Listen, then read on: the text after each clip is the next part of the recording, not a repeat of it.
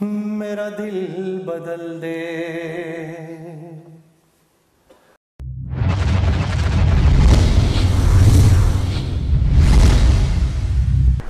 اللہ تعالیٰ ان کا آنا اپنی بارگاہ میں انتہائی قبول فرمائے اور ہم سب کی ہدایت کا، پوری امت کی ہدایت کا ذریعہ فرمائے۔ اور آپ تمام احباب سے گزارش ہے، خواتین سے بھی اور مرد حضرات سے بھی، کہ انسان کو جب اللہ کو ترقی عطا فرماتے ہیں، خیروں کا ذریعہ بناتے ہیں، حاسدین اور شریر بہت زیادہ اکٹھے ہو جاتے ہیں، تو اس کے لیے تمام احباب خصوصی دعا فرمائیں کہ اللہ ہمارے بھائی کی ہر طرح سے حفاظت فرمائے، اور جیسے اللہ نے ان کو لاکھوں انسانوں کی ہدایت کا ذریعہ بنایا، اللہ مزید ان کو خیروں کا، ہدایت کا ذریعہ بنائے۔ اور جو کمیاں کوتاہیاں ہر انسان میں ہوتی ہیں، ہر بندہ ہی خطا کار ہے، سب سے اچھا خطا کار وہ ہے جو اپنی غلطی کا اعتراف کر لے۔ میں بس آپ کے درمیان اور جنید بھائی کے درمیان حائل نہیں ہونا چاہوں گا، ایک چھوٹی سی گزارش کر کے میں مائک جنید بھائی کے حوالے کرتا ہوں۔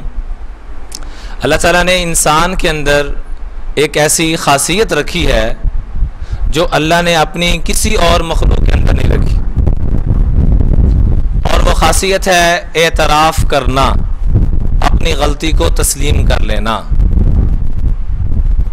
آدم علیہ السلام کے بارے میں اللہ نے فرمایا اسجدوا لآدم، آدم کو سجدہ کرو، فسجدوا الا ابلیس، سب نے کر لیا سوائے ابلیس کے۔ انکار بھی کیا، الٹا بد نصیب اللہ کو سمجھانا شروع ہو گیا۔ کیا کہتا ہے؟ خلقتنی من نار وخلقتہ من طین، اللہ مجھے تو نے آگ سے بنایا، آگ اعلیٰ ہوتی ہے، یہ مٹی سے بنے ہیں، مٹی نیچے ہوتی ہے، اللہ کو سمجھا رہا ہے۔ اس کے مقابلے میں انسان کے اندر میرے آپ کے والد محترم حضرت آدم سے بھول ہو گئی، اور کہا لا تقربا هذه الشجرہ، اس درخت کے قریب مت جائیے گا، لیکن بھول ہوگی، اس درخت کے قریب چلے گئے، تو اللہ تعالیٰ نے جب ناراضگی کا اظہار فرمایا تو انہی قدموں میں، انہی لمحوں میں کیا عرض کیا؟ ربنا ظلمنا انفسنا، آپ بھی پڑھ لیجئے، ربنا ظلمنا انفسنا وَإِن لَّمْ تَغْفِرْ لَنَا وَتَرْحَمْنَا لَنَكُونَنَّ مِنَ الْخَاسِرِينَ۔ تو اللہ نے خالی معاف نہیں کیا، بلکہ معاف فرما کر پہلے خلافت تھی، پھر بعد میں اللہ نے نبوت کی سرفرازی سے بھی مالا مال فرما دیا۔ اس لیے فرمایا اگر تم گناہ کرنا چھوڑ دو اور اپنی غلطیوں کا اقرار کرنا چھوڑ دو، میں تمہیں ختم کر کے ایک اور قوم پیدا کروں جو گناہ کرے، مجھ سے معافی مانگے، میں اس کو معاف کر دوں۔ اس لیے بھئی غلطیاں ہم سب سے ہوتی ہیں، اللہ تعالیٰ ہم سب کی غلطیوں کو، کمیوں کوتاہیوں کو سب کو معاف فرمائے، اور اللہ تعالیٰ ہم سب کو اس کی توفیق دے کہ ہم خیر کو اور صفات کو دیکھنے والے بن جائیں۔ جو بندہ یہ چاہتا ہے کہ اللہ مجھے خیروں کا ذریعہ بنائے اور مجھے خیریں عطا فرمائے، وہ دوسروں کی خیریں اور خوبیاں دیکھنے والا بن جائے، اللہ ایسے بڑی خیروں سے مالا مال فرمائیں گے۔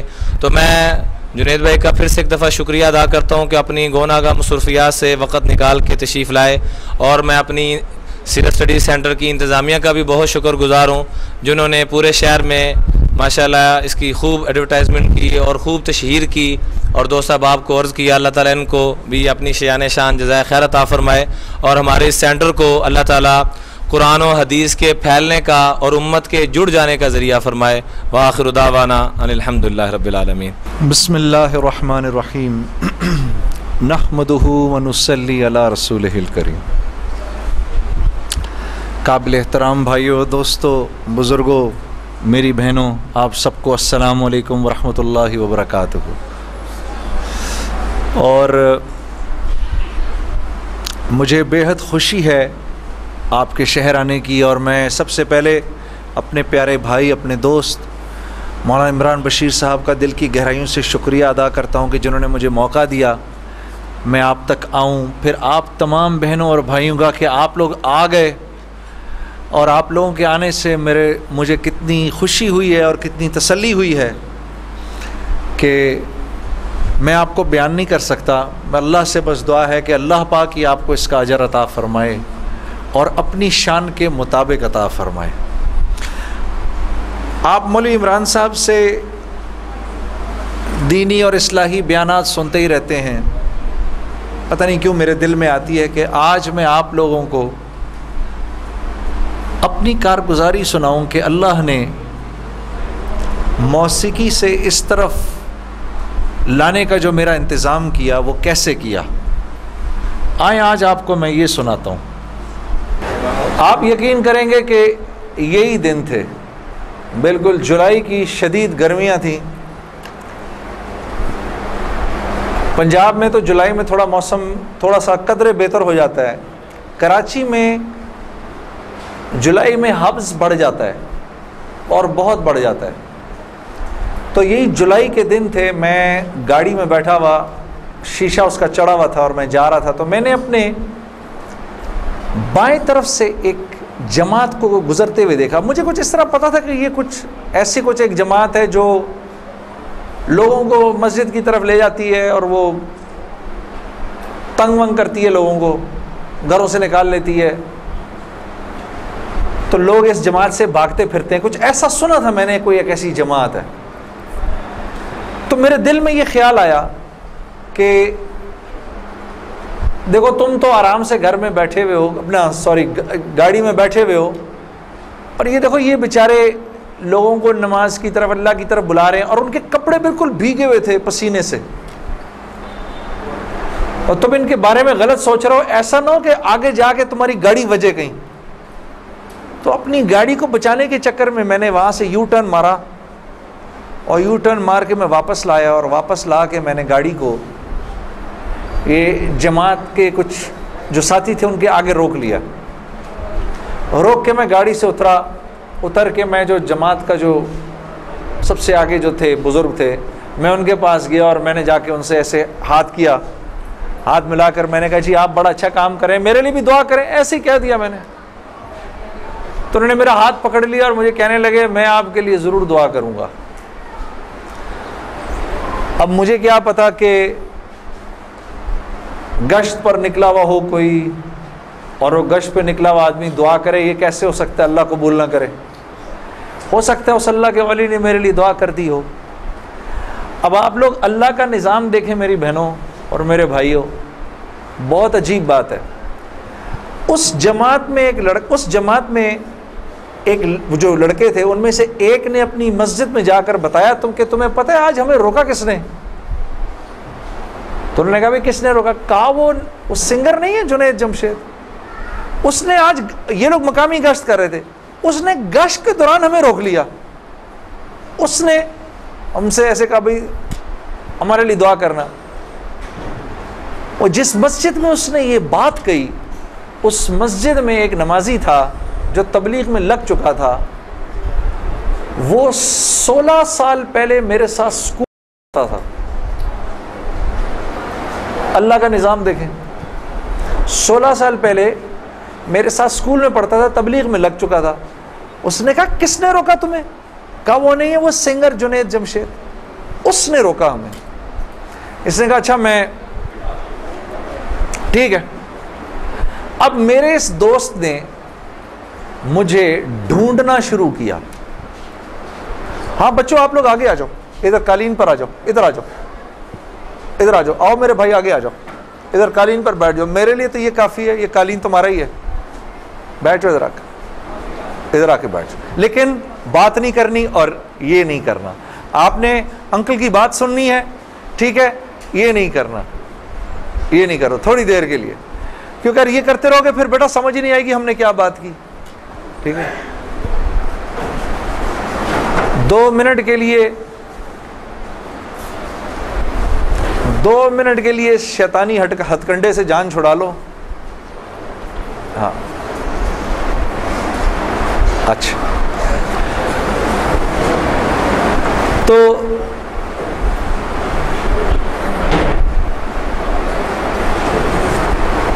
خیر میرے اس دوست نے مجھے ڈھونڈنا شروع کیا، اور اس واقعے کی کوئی تقریباً 1-1.5 مہینے بعد اس نے مجھے ڈھونڈ لیا، اور ایک دن جی میرے گھر فون آتا ہے، جنید۔ اب میں نے جب اس کا مجھے پہچانا، اس نے بولا جنید مجھے پہچانا، آپ یقین کریں گے میں 16 سال بعد اس کی آواز سن رہا تھا، میں پہچان گیا۔ میں نے کہا جنید بول رہے ہو؟ ہنسنے لگا، تو مجھے پہچان گیا؟ میں نے کہا میں بالکل پہچان گیا، تو اتنا تو شرارتی لڑکا تھا تو کلاس کے اندر، اور میں نے کہا کیونکہ ہم دونوں کے نام ایک تھے تو تیرے چکر میں بھی بدنام رہتا تھا۔ ہنسنے لگا, یار کمال ہے, تو نے مجھے پہچان لیا. میں نے کہا ہاں میں نے پہچان لیا, میں نے تیرے سے ملنا ہے. میں نے کہا کیوں؟ کہتا ہے بس ایسے ہی, وجہ کوئی نہیں ہے. میں نے کہا یار اچھا ہماری زندگی ایسی تھی, شوبز کی زندگی تھی ہماری, کہ ہمارا دل ملنے کو نہیں کرتا تھا کسی سے. یعنی ہم نے مینیجر رکھے ہوتے تھے جو ہمیں صرف لوگوں سے دور رکھتے تھے. ان کا کام تھا لوگوں سے بات کرنا, لوگوں سے ڈیل کرنا, ہم تک کوئی نہ پہنچے بس. یہاں تک کہ آپ حیران ہوں گے اگر میں آپ کو بتاؤں, یہ بڑی ایک افسوسناک بات ہے کہ ہمارے اپنے گھر والوں کا ہماری زندگی میں رول کم ہوتا تھا, ان مینیجرز کا رول زیادہ ہوتا تھا. آپ نے گھر کب جانا ہے, بچوں سے کب ملنا ہے, یہ تک ان مینیجروں کے ہاتھ میں ہوتا تھا. تو اب کوئی مجھے فون کرے کہ میں نے تم سے ملنا ہے, یہ تھوڑی کہ میں فوراً مل لوں گا اس سے, اب پتہ نہیں اللہ جانے اس نے کیوں ملنا ہے, میرا وقت ضائع کرے گا کیا ہے. تو میں نے جنید غنی سے کہا کہ یار بغیر وجہ کے کیوں ملنا ہے تم نے, بس ایسے ہی. میں نے کہا انشاءاللہ دیکھو پھر چلو اللہ نے کبھی موقع دیا تو ملیں گے. کڑک میں نے فون بند کر دیا, ہمیں تو عادت تھی فون بند کرنے کی. اگلے دن پھر فون آ گیا اس کا. میں نے اب کیا کام ہے؟ کام کوئی نہیں, ملنا ہے. کیوں؟ یار کوئی وجہ نہیں, مل لیتے ہیں. میں نے کہا یار وقت نہیں ہے, فون پہ بات کر لو. نہیں فون پہ کام کوئی نہیں ہے. کڑک فون پر. ایک دفعہ ہوا, دو دفعہ, اب اس کا میں ہیلو سنتا تھا, فون بند کر دیتا تھا. یہ سلسلہ 1-2 مہینے تک چلتا رہا, یہاں تک کہ جنید غنی کو میرے گھر کے نوکروں کے نام یاد ہو گئے, فون اٹھانے والوں کے نام یاد ہو گئے, سب کچھ یاد ہو گیا. اس کو سب پتا ہوتا تھا میں کب پاکستان میں ہوں, کب نہیں ہوں, کب کہاں ہوں, سب. ایک دن اس کا فون آیا, تو جب میں نے فون رکھنے لگا مجھ سے کہتا دیکھ میں تجھے اللہ کا واسطہ دیتا ہوں, میری 1 منٹ کی بات سن لے. میں نے بولا بولو. میں ابھی عمرہ کر کے آیا ہوں, تو میں مدینے اور مکے کی کھجوریں اور زمزم اور یہ کچھ چیزیں لے کر آیا ہوں, یہ لے لے میرے سے, پھر اس کے بعد میں چلا جاؤں گا. کتنی دیر کے لیے آؤ گے تم؟ 5 منٹ کے لیے. میں نے کہا ہاں 5 منٹ. جنید غنی یاد رکھنا 5 منٹ. 5 منٹ. دوپہر کو مجھے یاد ہے 3:30 بجے ابھی تک پلاننگ ہوئی, جنید غنی صاحب آئے. اب میں نے جب جنید غنی کو دیکھا تو میرا تو دماغ ہی چکرا گیا. کیا دیکھتا ہوں, سفید لباس ہی جیسے مولوی صاحب نے پہنا ہوا ہے, سر پہ پگڑی, اتنی بڑی داڑھی, اوپر واسکٹ پہنی ہوئی اس نے, پائنچے اس کے اوپر. میں نے کہا جنید غنی یہ تجھے کیا ہو گیا؟ کہتا ہے مجھے کیا ہو گیا؟ میں کیا کہوں تجھے کیا ہو گیا؟ میں نے کہا یہ تیرا حال تیرے جیسا ہے شیطان, یہ اتنا بڑا بزرگ بنا ہوا, آؤ بیٹھو میرے پاس. آیا میرے پاس بیٹھا, اس نے مجھے کھجوریں دیں, زمزم دی, جانماز دی, اور پورے 5 منٹ میں کہتا ہے میرے 5 منٹ پورے ہوئے, اب میں چلتا ہوں. میں نے کہا نہیں اب بیٹھ جاؤ, بیٹھ جاؤ, مجھے بتاؤ یہ سب کیا ہے. پھر مجھے کہنے لگا چل چھوڑ اس کو یار, اسکول کی بات کرتے ہیں. میں نے کہا اسکول چھوڑو, مجھے بتاؤ یہ کیا ہے, یہ کنہوں نے تمہارا حال کیا. یہ مجھ سے کہنے لگا مل لو ان سے. میں نے کہا ہاں میں نے ان سے ملنا ہے, میں نے ان سے ملنا ہے. آپ سوچو کوئی آدمی تبلیغ والوں کے چنگل میں پھنس جائے, ہاں. تو مجھ سے کہتا ہے کل سے ہمارا اجتماع شروع ہو رہا ہے, میرے ساتھ اجتماع پر چلو. میں نے کہا میں چلوں گا. تو میں کل تمہیں پک کرنے آؤں گا, صبح کے وقت پک کرنے آؤں گا. آپ یقین کرو 5 منٹ کے لیے آیا تھا, 3.5 گھنٹے میں نے بٹھا کے رکھا اس کو اپنے پاس. میں اس سے باتیں سنتا رہا, جنید غنی کیا, پھر کیا ہوا, پھر کیا ہوا, پھر کیا ہوا, کیا ہوا, کیا ہوا. آخر میں نے کہا میں تمہارے ساتھ اجتماع پر چلوں گا. خیر جی میں تیار ہو گیا. میں نے اپنی نئی صاف ستھری جینز نکالی, اپنی میں نے ٹی شرٹ نکالی, لمبے لمبے میرے بال تھے, ہاں. میں تیار ہو گیا جس طرح میرا خیال تھا بہترین طریقے کا تیار ہونے کا, میں ہو گیا تیار. اب جب میں وہاں پہنچا, اترا, میں نے جا کے اجتماع دیکھا, تو میں نے دیکھا کہ ہر آدمی شلوار قمیض میں, ہر آدمی کے سر پہ ٹوپی. تو میں نے جنید غنی سے کہا جنید غنی سن, یہ مجھے کوئی مار وار تو نہیں دے گا ادھر ہے, میرا قتل وتل تو نہیں ہو جائے گا میرا؟ کہتا نہیں ہم لوگ مارنے والی پارٹی نہیں, ہم لوگ کھلانے والی پارٹی ہیں. میں نے کہا اچھا لے جاؤ مجھے اندر. پھر اب میں اندر جانا شروع ہوا اجتماع گاہ میں, تو میں نے دیکھا کہ لوگ ایک دم اکٹھے ہونا شروع ہو گئے. پیچھے سے مجھے آوازیں آئیں, ارے یار یہ تو جنید جمشید ہے یار. کو دو چار آوازیں آئیں, ابے یہ ادھر کیا کر رہا ہے؟ تو مجھے یہ بات بری بھی لگی ہلکی سی, کیا مطلب بھائی کہ تم بہت بڑے مسلمان ہو, میں نہیں آ سکتا کیا؟ خیر میں اندر گیا, اندر جا کر بیٹھا تو میں نے دیکھا ایک مجمع سب پہنچ گیا ملنے کے لیے, دیکھنے کے لیے جو بھی. جنید غنی نے مجھے بٹھایا, تم ادھر ہی بیٹھو یہیں پر, اور میں ابھی ایک صاحب کو لے کر آتا ہوں. خیر یہ مجھے بٹھا کر چلا گیا. اتنی دیر میں ایک نوجوان لڑکا, یہ جیسے بھائی لوگ بیٹھے ہیں اپنے, 18-19 سال کا, یہاں سے بیچ میں سے راستہ توڑ کے میرے پاس آ گیا. مجھے آ کر کہتا ہے جنید بھائی نماز پڑھتے ہیں آپ؟ تو میں اس کو ایسے دیکھنا شروع ہو گیا. اب میں نے کہا کیا جواب دوں میں اس کو, ہاں بولوں کہ نہیں بولوں, سچ بولوں کہ جھوٹ بولوں؟ میں دیکھتا رہا اس کو, دیکھتا رہا, لیکن اندر ہی اندر نا مجھے غصہ آنا شروع ہو گیا کہ اب یہاں یہ ہوگا, اگلا پوچھے گا آپ قرآن پڑھتے ہیں کہ نہیں پڑھتے ہیں, پھر اگلا پوچھے گا آپ روزے رکھتے ہیں نہیں رکھتے ہیں, آپ نے حج کر لیا. مطلب یہاں اب میری کیا اب یہاں پر کیریکٹر اسیسینیشن ہوگی کیا؟ میں ابھی یہاں پر کیریکٹر اسیسینیشن کروانے آیا ہوں, اپنی کردار کشی کروانے آیا ہوں میں یہاں پر. تو میں نے وہ لڑکا جو ساتھ بیٹھا تھا, میں نے کہا یار اس کو بولو جنید غنی کو, یہ مجھے غلط جگہ لے آیا, وہ میں یہاں سے جا رہا ہوں ابھی. وہ بھاگا گیا اس کے پیچھے, اس کو لے کر آیا. جنید غنی نے کہا کیا ہو گیا یار جنید, کیا ہو گیا؟ میں نے کہا یار کچھ نہیں. تو وہ کہتا ہے یہ ابھی ایک لڑکے نے آ کے پوچھا تھا ان سے آپ نماز پڑھتے ہیں نہیں پڑھتے ہیں. تو جنید غنی نے کہا تو نے اس لڑکے کو آنے کیوں دیا؟ اتنا غصے ہوا وہ اس پہ. میں نے جنید غنی کو ٹھنڈا کیا, میں خود بھی تھوڑا ٹھنڈا ہوا. میں نے کہا یار کیوں ناراض ہوتا ہے؟ وہ لڑکا بات تو صحیح کر رہا تھا نا کہ نماز پڑھنی تو چاہیے مجھے. تو اس نے جو جملہ بولا نا مجھے, وہ مجھے آج تک یاد ہے. جنید غنی نے جو جملہ بولا, اس نے کہا جنید ہم کیوں نہیں پوچھتے کہ تم نے کیوں نہیں کیا, ہم تو ترغیب دیتے ہیں, اس کے بعد اللہ سے دعا کرتے ہیں کہ اللہ وہ نیکی کرنے کی توفیق دے. ہاں وہ آج بھی مجھے وہ بات یاد ہے. اللہ پاک یہ مجھے بھی عطا کرے کہ ہم کسی سے یہ نہ کہیں بھائی تم نے کیوں نہیں کیا یہ, بلکہ نیکی کی ترغیب دیں اور پھر اللہ سے رات کو دعا کریں اللہ میرے اس بھائی کو, میری اس بہن کو توفیق دے وہ اس نیکی کو کر سکے. پھر میں نے کہا جنید غنی کو چل چھوڑ یار, میں ادھر ہی بیٹھا ہوں, میں کہیں نہیں جا رہا. اب جنید غنی صاحب نے ایک صاحب کو بلایا, ان کا نام تھا ڈاکٹر بلند اقبال.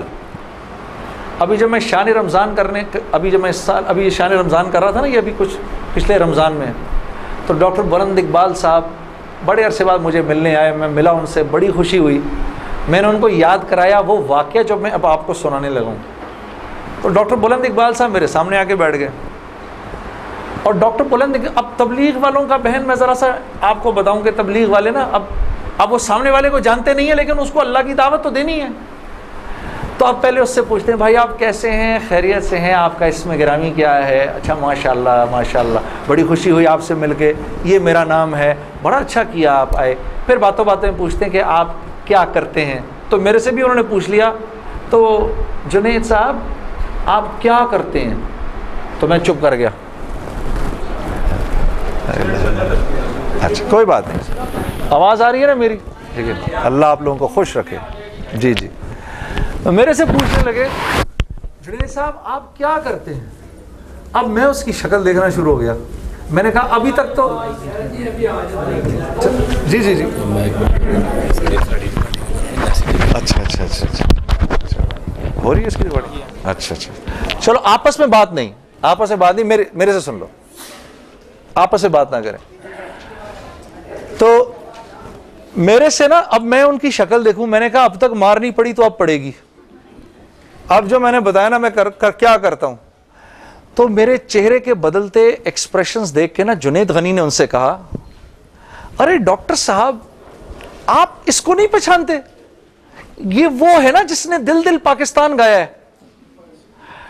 ڈاکٹر صاحب کہتے ہیں ارے واہ واہ واہ واہ واہ واہ واہ واہ, مسلمان کی تو شان ہی یہی ہے, جس کام کو کرتا ہے آگے بڑھ جاتا ہے. میں نے کہا یہ آدمی ٹھیک آدمی ہے,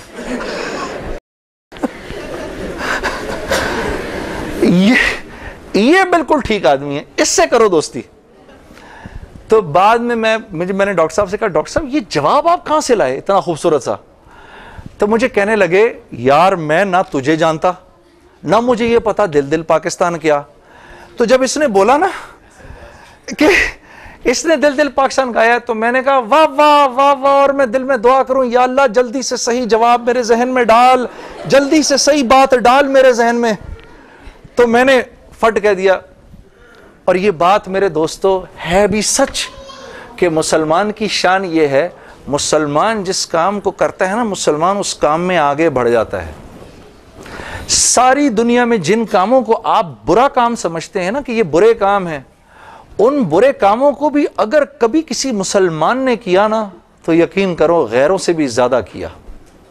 ہاں یقین کرو, مسلمان ایک عجیب امت ہے, ہم سے بہتر کوئی نہیں. کنتم خیر امہ, بس یہ ہر لائن سے بہترین امت ہے. جس کو اللہ ہی کہہ دے تم بہترین ہو تو پھر ہمیں دوسروں سے پوچھنے کی کیا ضرورت ہے کہ ہم اچھے ہیں کہ برے ہیں. ہاں اب میں پورا دن ڈاکٹر بلند اقبال صاحب کے ساتھ پھرتا رہا, اور جب دن کا آخر آیا تو جنید غنی نے مجھے کہا کہ چل میں تجھے اب گھر چھوڑ دوں. میں نے کہا گھر تو مجھے چھوڑ دو, لیکن یہ بسترے کیا ہیں, یہ جو بسترے لگے ہوئے ہیں؟ کہا یہ رات کو لوگ یہاں سوئیں گے.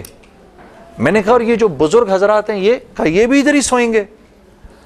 میں نے کہا یار میں تو ان سے زیادہ فٹ آدمی ہوں, اگر یہ بوڑھے لوگ ادھر سو سکتے ہیں تو میں بھی سو سکتا ہوں.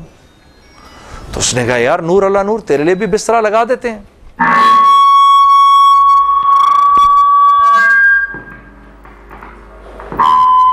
جی اب ٹھیک ہے. تو مجھے کہنے لگا تیرے لیے بھی بسترا لگا دیتے ہیں. میں بھی سو گیا ادھر ہی اس رات کو. وہ شاید زندگی کی پہلی دفعہ زندگی میں رات کو تہجد کی نماز پڑھی, اٹھا دیا اس نے بیچ میں. تو ایک دن گزرا, دوسرا دن گزرا, تیسرے دن مولوی طارق جمیل صاحب کا بیان تھا. اب مجھے تو نہیں پتا یہ کون ہے. ہاں جب مولوی صاحب نے بیان کیا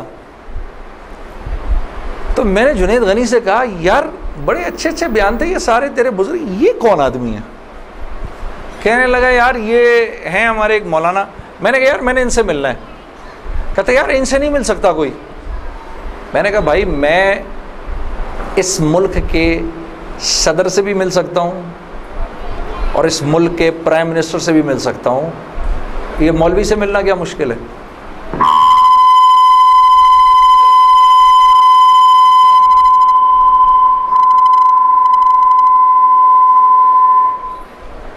اب ٹھیک ہے, ٹھیک بہترین. تھوڑا سا اس کا گین تھوڑا کم کر دو. ٹھیک ہے. ان میں سے زیادہ تر لوگوں کو نہیں پتا کہ اس مائک سے میرا تعلق جو ہے وہ ان ساروں کی عمروں سے بھی پرانا ہے. اچھا اب ٹھیک ہے, اب ٹھیک. آپ لوگوں کو پیچھے آواز آ رہی ہے؟ بس. تو خیر میں نے اس کو کہا مجھے ملنا ہے, ہر صورت میں ملنا ہے. کہنے لگا کہ یار کس طرح کریں گے, چل میں تجھے لے کے چلتا ہوں. خیر جی ہم پورے مجمع میں سے نکلے دونوں, کرتے وہ پیچھے حضرات کے ٹینٹس لگے ہوئے تھے. کرنگی میں ہوا تھا یہ کراچی کا اجتماع. میں اور یہ بات کر رہا ہوں 1997 سپٹمبر 1997 3 سپٹمبر مجھے ابھی تک یاد ہے, میری سالگرہ تھی 3 سپٹمبر 1997. 97. عمر بھی بتا دوں میری کیا ہو گئی تھی؟ معلوم ہے سب؟ آپ کو سب کو پتہ چلے گا 50 سال کا تو ہو ہی گیا ہوں نا میں. ہاں اب کیا ڈرنا، جو 50 سال کا بندہ ہو جائے وہ کیا عمر چھپایا اپنے. خیر، تو میں جب ادھر پہنچا تو وہاں پر ایک لڑکا ایسے ڈنڈا لے کر کھڑا ہوا مولوی صاحب کے کمرے کے باہر. تو مجھے دیکھ کر وہ مسکرانے لگا، جنید بھائی آپ ادھر کیا کر رہے ہیں؟ اب مجھے 3 دن تو گزر گئے تھے. میں نے کہا کیوں بھائی، میں کیوں نہیں آ سکتا ادھر؟ تو بڑا مسلمان ہے میرے سے. ہنسنے لگا. نہیں، وہ میں نہیں کہہ رہا، میں آپ کو دیکھ کے تھوڑا حیران ہو گیا. کیا کام ہے؟ میں آپ کا بڑا فین ہوں. میں نے کہا اچھا. تو میں نے کہا کہ مجھے یہ جو تھے نا مولانا طارق جمیل، ان سے ملنا ہے. کہ یار جنید بھائی ان سے تو ملنے کی کسی کو اجازت نہیں ہے. میں نے کہا تم جا کر بتاؤ تو صحیح کہ میں نے ملنا ہے. اچھا میں کچھ کرتا ہوں. خیر وہ اندر گیا. اس نے اندر جا کر کہا کہ آپ آئیں اندر. تو میرا دوست جنید غنی مجھے لے گیا. آپ یقین کرو میں نے مولوی طارق جمیل صاحب کو زندگی میں کبھی اکیلے بیٹھے نہیں دیکھا. وہ اللہ نے شاید اس دن ملوانا تھا یا بات کروانی تھی. اکیلے بیٹھے ہوئے تھے خیمے میں اپنے. جنید غنی نے جا کر اندر کہا مولانا میرا ایک دوست ہے جنید جمشید، وہ آپ سے ملنا چاہتا ہے. مولانا نے کہا کون؟ جنید جمشید؟ میں باہر کھڑا حیران ہو گیا، ان کو کیسے پتا میں کون ہوں؟ اندر بھیجو اس کو، اندر بھیجو. مجھے بلایا اندر اور جنید غنی کو کہا تم باہر جاؤ، تم باہر انتظار کرو. وہ باہر چلا گیا. یہ نوجوان جیسے بیٹھا ہے ایسے جا کے میں مولوی صاحب کے سامنے بیٹھ گیا اور مجھے ایسے تیز نظروں سے انہوں نے دیکھنا شروع کر دیا. میں نے کہا آپ مجھے ایسے کیوں دیکھ رہے ہیں؟ کہتے ہیں میں تجھے نہیں دیکھ رہا، میں تو اللہ کی شان دیکھ رہا ہوں. میں نے کہا جی کیا مطلب؟ کہا تیرے بڑے بڑے بورڈ لگے ہیں فیصل آباد کے اندر، بڑے بڑے بورڈ لگے ہیں. میں اکثر ان بورڈز کو دیکھ کر کہتا تھا، مجھے بعد میں مولانا نے بتایا، میں ان کو بورڈز کو دیکھ کر کہتا تھا ہر ایک کو ہدایت مل سکتی ہے، اس کو نہیں مل سکتی. ہاں آج میں جب ادھر ایئرپورٹ آ رہا تھا تو ایئرپورٹ پہ تیرا بڑا سا بورڈ لگا ہوا تھا. ایسے ہی میرے دل میں آئی یا اللہ کیا یہ نہیں ہو سکتا کہ اس سے میری ملاقات ہو جائے، اور تو میرے سامنے بیٹھا ہے، میں اللہ کی شان دیکھ رہا ہوں. تو میں نے کہا اچھا.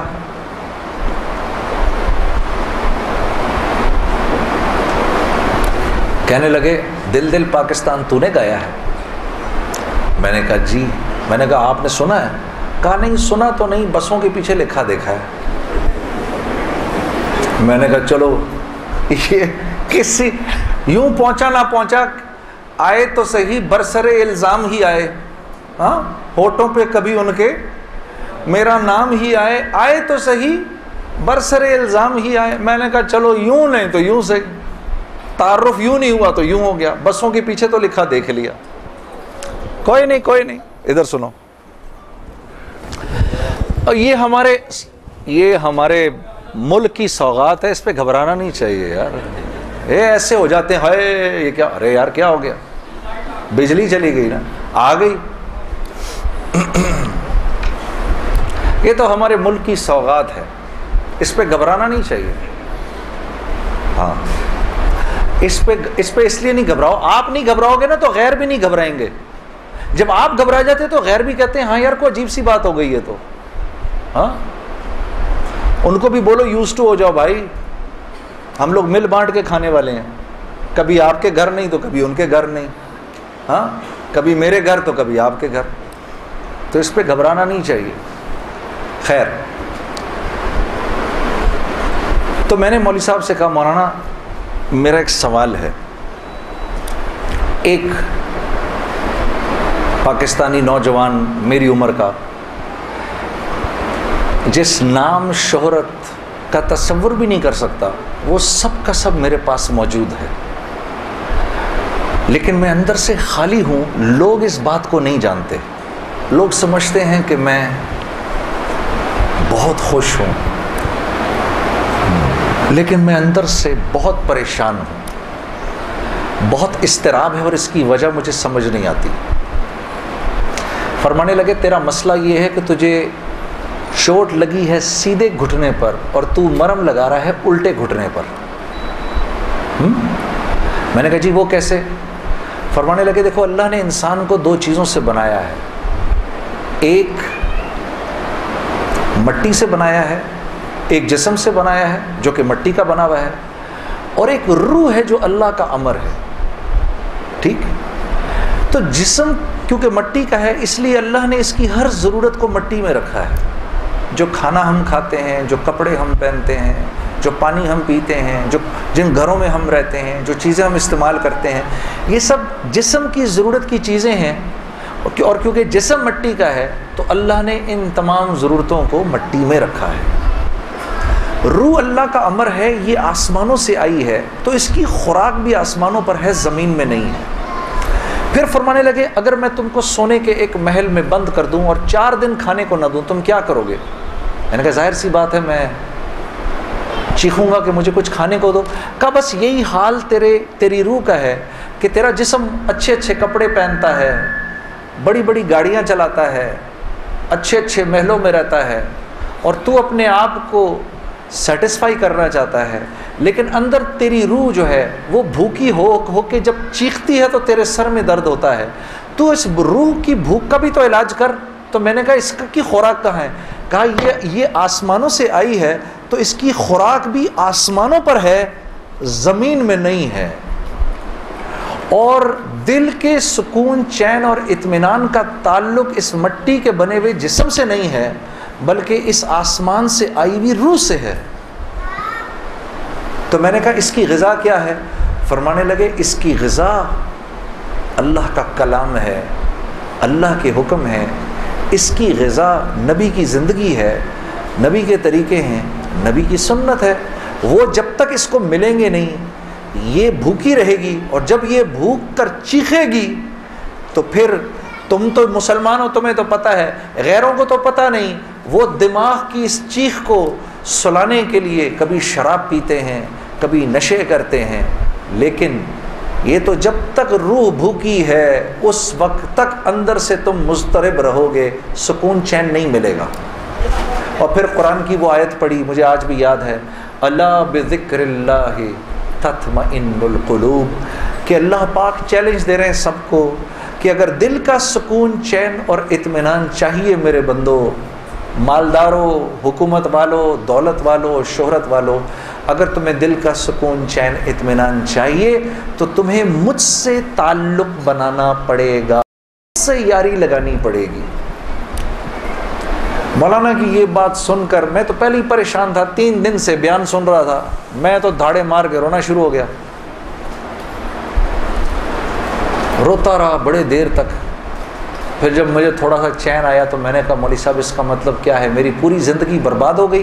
تو فرمایا نہیں, بالکل بھی نہیں, کہ یہ معاملہ تم دنیا والوں سے تھوڑی کر رہے ہو, یہ معاملہ تم تو اللہ سے کر رہے ہو. اور اللہ کے ہاں معاملہ کیا ہے؟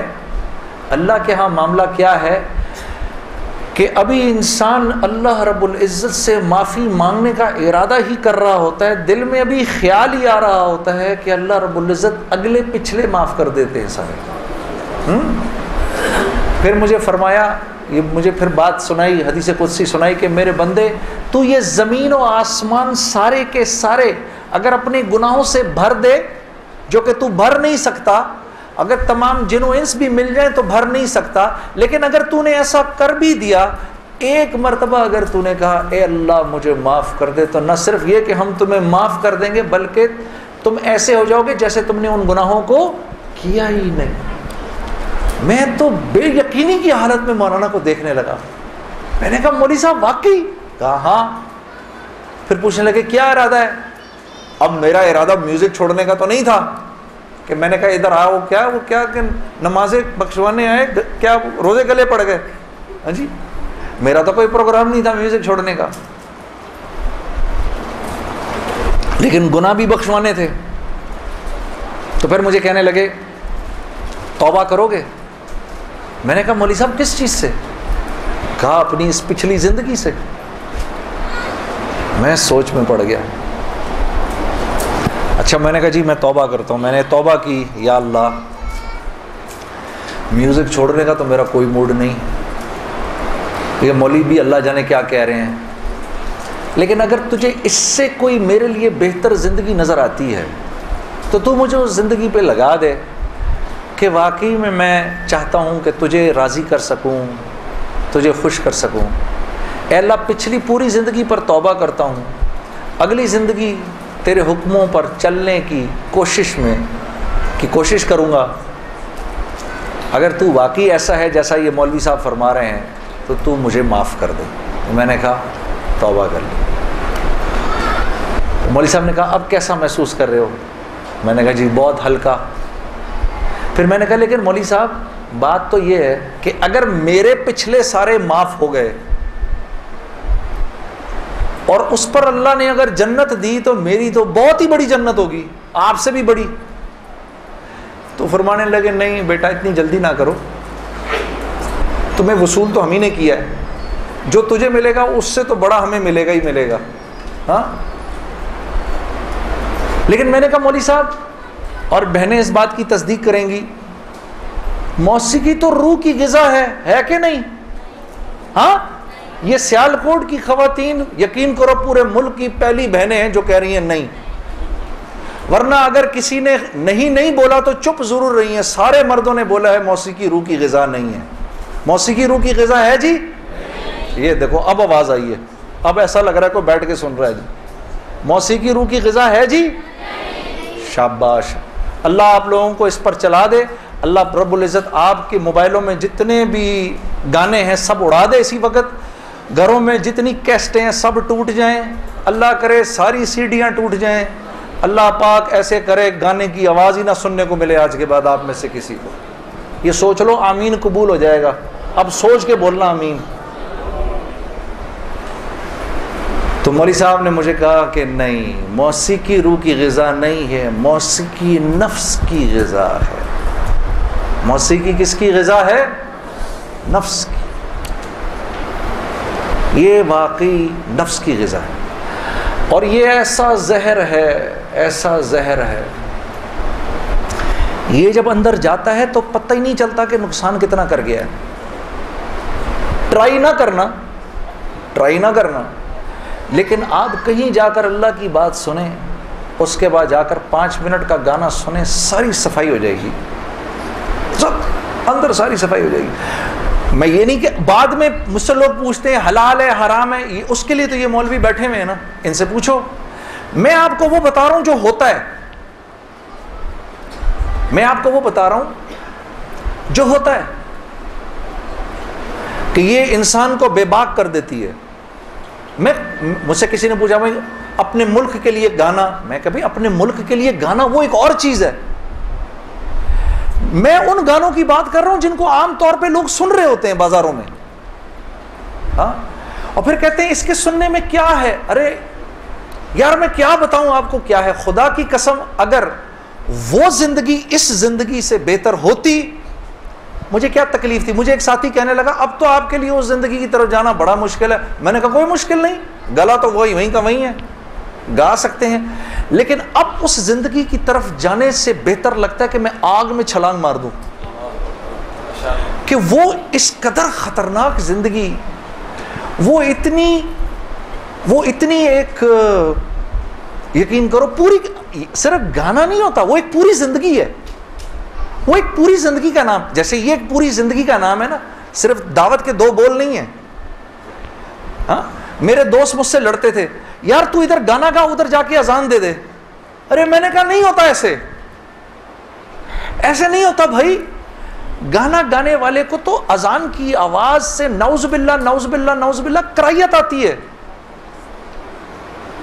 کراہیت آتی ہے. مجھے یاد ہے ہم کانسرٹ کر رہے ہوتے تھے اور مغرب کی اذان اگر ہوتی تھی, یقین کرو وہ کیونکہ وہ تو دعوت کے بول ہیں نا, ادھر تو ایک غلط کام ہو رہا ہے نا, وہ تو دعوت کے بول ہیں. وہ دعوت کے بول جب ہمیں سنائی دیتے تھے تو وہ ہمارے سینے کو پھاڑ کے نکل جاتے تھے. ایسے تھوڑی ہوتا ہے, یہ کوئی کھیل مذاق ہے کیا, یا یہ کوئی ٹی وی کا پروگرام ہے کہ جس میں ایکٹنگ ہو رہی ہے کہ نہیں بھئی ادھر جا کر اذان دے دی, ادھر جا کے گانا گا دیا, ادھر جا کے اذان دے دی. ایسے نہیں ہوتا. اور پھر اللہ کے نیکی کے کام کرنے کی تو اللہ کی طرف سے توفیق ملتی ہے میرے دوستوں. ہاں, عمل صالح کرنے کی تو توفیق ملتی ہے. یہ ایسے ہی تھوڑی کو میرا مطلب ہے خالہ جی کا کھیل ہے کہ 95% نماز نہیں پڑھ رہا اور 5% نماز پڑھ رہا ہے. کیوں ہے ایسا؟ سب کیوں نہیں پڑھ رہے؟ من جانب اللہ توفیق ملتی ہے. خیر جی, میں کھڑا ہوا, میں نے کہا اچھا مولانا آپ سے وعدہ تو کر لیا. میرے دوستو میں باہر نکلا سوچتا ہوا, میرے اندر آپ یقین کرو ایک تلاطم برپا ہو گیا. ہاں, ایسی میرے اندر ایک خیر و شر کی نا جنگ شروع ہو گئی, ایسے کر کے ایسی جنگ راتوں کوٹ جاتا تھا میں, اور پوری رات بیٹھا رہتا تھا ایسے, جانماز کھول کے میں بیٹھ جاتا تھا, سوچتا رہتا تھا میں کیا کرنے لگا ہوں. ایک لمحے خیال آتا تھا نہیں بڑی نیکی کا کام کر رہا ہے تو لوگوں میں محبتیں پھیلا رہا ہے, لوگ خوش ہو رہے ہیں. دوسری طرف خیال آتا تھا یار کیا یہ اللہ رسول کو یہ بات منظور ہے, ان کو پسند ہے, میں کیا کر رہا ہوں. پھر یہ خیال آئے ارے نہیں ان مولویوں کی نہ سننا. پھر یہ خیال آئے, یاد رکھنا آپ کو میں ایک 2-4 وہ باتیں بتا رہا ہوں جو میرے پہ گزری, یہ میں گر کی باتیں بتا رہا ہوں آپ کو. جب شیطان اپنا چکر چلائے گا نا 2 باتیں کرنے کو کہے گا, یاد رکھنا. پہلی بات, یار یہ تبلیغ والوں سے اب ملنا مت, مولانا سے بات نہ کرنا, ملنا مت. دوسری, مسجد میں نہ جانا. 2 کام نہ کرنا کبھی, ایک تبلیغ والوں سے ملنا مت, ایک مسجد میں نہ جانا. اور بہنوں یہی تمہارے ساتھ ہوگا. وہ جو ہے نا وہ اپنا تبلیغی ساتھی, اس کی بیوی, اب اس کو فون نہ کرنا آئندہ, ٹھیک ہے, اس کے گھر نہ جانا, اب تعلیم میں نہ جانا, کیونکہ اس کو پتا ہے یہ وہاں گئی اور عورت کا دل تو مرد سے 10 گنا زیادہ جلدی اللہ کی بات کو لے لیتا ہے. ہاں, فوراً. میں واپس آ کے بیوی کو کارگزاری سناتا تھا تو میں اس کی حالت بدلی بھی دیکھتا تھا, حالانکہ وہ نہ مسجد آئی نہ اس نے وہ اعمال ہوتے دیکھے. اس لیے میں آپ کو بتا رہا ہوں بھائی, جب آپ نکلا کرو گھر واپس آ کر بیوی کو سب بتایا کرو ہم نے کیا کیا. وہ جذبات بنتے ہیں گھر والی کے, اور جب گھر والی کے جذبات بنتے ہیں تو پھر بچوں کی صحیح تربیت شروع ہوتی ہے. دین ان کی زندگی میں آیا تو گھر کے اندر آ گیا, جب تک آپ کی زندگی میں ہے گھر سے باہر ہے.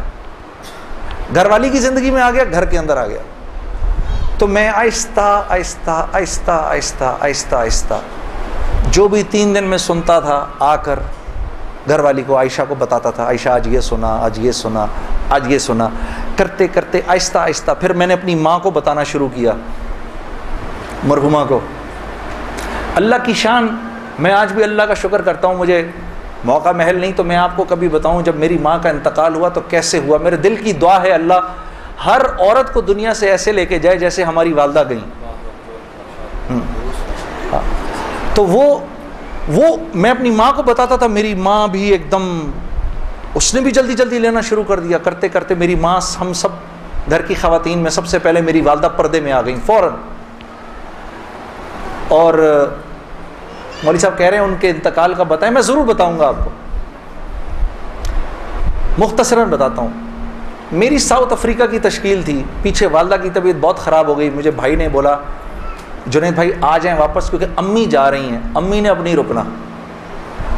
تو میں نے ساتھیوں سے کہا, انہوں نے کہا یار چلے جاؤ کیا فرق پڑتا ہے, یہ پھر یاد کرو گے ساری زندگی. اب میں سوچتا رہا, اب میں نے امی کو فون کیا, میں نے کہا اماں آ جاؤں, کہا نہیں ہرگز نہیں آنا. تو میں نے کہا کیوں؟ تو کہنے لگی اگر میرا انتقال ہوا تو میں کتنی خوش قسمت ہوں کہ میں اللہ کو بتاؤں گی کہ جب میرا انتقال ہوا تو میرا بیٹا تیرے راستے میں تھا, تو تم مت آؤ, مجھے کچھ نہیں ہوگا, اور اگر ہو گیا تو اس کو اللہ کی مرضی سمجھ رہا, بس میرے لیے تم دعا کرنا. اللہ کی شان, امی کا انتقال نہیں ہوا اس میرے 40 دنوں بعد. میں واپس آیا تو بہت خوش ہوئی, گلے لگایا, کہا دیکھو میں نے کہا تھا اللہ نے مجھے زندہ رکھا جب تک کہ تم نہیں آتے واپس. پھر میری حضرات نے 10 دن کی اور تشکیل کر دی کینیڈا کی. تو میں نے کہا اماں پھر 10 دن کے لیے بھیج رہے ہیں, جاؤں نہیں جاؤں؟ نہیں چلے جاؤ, میں تو بالکل ٹھیک ہوں. میں نے کہا جی ٹھیک ہے. میں جس دن گیا ہوں اس دن ہم ٹورانٹو میں مرکز میں بیٹھے ہوئے تھے, تو وہ پوری ٹورانٹو کی شورا سامنے بیٹھی ہوئی تھی, میرا بیان تھا. بیان کے دوران ایسے موبائل پڑا ہوتا ہے, میں نے رکھا ہوا تھا کہ بہن کو بولا ہوا تھا کہ اگر اماں کو کچھ ہو مجھے فوراً بتا دینا. میرا موبائل بند ہو گیا, میں سمجھا خراب ہو گیا, اب وہ چلے ہی نہ کسی طرح سے. خیر میں نے اس کو چھوڑے رکھا, میں بات کرتا رہا. اس کو نہ چھیڑیں, پہ چھوڑ دیں اس کو. تو میں نے اس وقت جب میں عشاء کی نماز پہ کھڑا ہوا تو پیچھے سے ساتھیوں نے آ کے بتایا کہ والدہ کا انتقال ہو گیا. میں نے بہن کو فون کیا, کیا ہوا؟ کہتی ہے کہ ابھی فجر کی ہم نے نمازیں پڑھی ہیں, فجر سے تھوڑا سا پہلے انتقال ہوا ہے, اور 2-2:30 بجے اس امی نے بلایا میری بیوی کو, اور میری بیوی کو بلا کے بولا کہ بیٹا دیکھو, میں نے تو ساری زندگی تمہیں بیٹی کی طرح رکھا, لیکن میں ساس ہوں, کمی بیشی ہو سکتی ہے, تو اگر کچھ ایسی ہوئی ہو تو مجھے معاف کر دینا. تو میری وائف نے کہا امی آپ کیسی باتیں کر رہی ہیں, مجھے تو کبھی خیال بھی نہیں آیا اس بات کا. ہاں آپ نے مجھے اس سے کم سمجھا ہی نہیں. پھر میری بہن سے کہا کہ تم بیٹا مجھے لگتا ہے میں آج چلی جاؤں گی, مجھے سورہ یاسین سناؤ. تو میری بہن نے ان کو سورہ یاسین سنائی. تو میری بہن کہتی ہے کہ آنکھیں بند کر کے لیٹ گئیں اور مجھ سے کہا کہ اب سورہ رحمان سناؤ. تو سورہ رحمان پڑھتے پڑھتے میری امی نے آنکھیں کھولیں, اور آنکھیں کھول کے میری بہن سے کہا کہ منیزہ یہ دیکھو یہ کس قدر ایک حسین عورت تمہارے ساتھ کھڑی ہوئی ہے, ذرا اپنے اس طرف دیکھو, کتنی حسین عورت کھڑی ہے تمہارے ساتھ, بیٹا یہ مجھے لینے آئی ہے. تو میری بہن کہتی ہیں کہ اماں یہاں تو کوئی نہیں کھڑا. نہیں, اس کے پیچھے دیکھو, اس کے پیچھے بھی کچھ لوگ کھڑے ہیں. تو میری بہن کہتی ہے کہ میں نے کہا اماں تو چلیں پھر کلمہ پڑھیں, پھر آپ کے جانے کا وقت ہے. کہا اپنے ابا کو بلاؤ جلدی سے. تو میرے ابا آئے اور میرے ابا کو کہا کہ دیکھیں میں نے ساری زندگی آپ کی عزت کا خیال رکھا, میرے لیے بس وہ نمبر 1 چیز تھی, اس میں اگر کوئی کمی بیشی ہوئی ہو تو مجھے معاف کر دیجیے گا. میں اب جا رہی ہوں.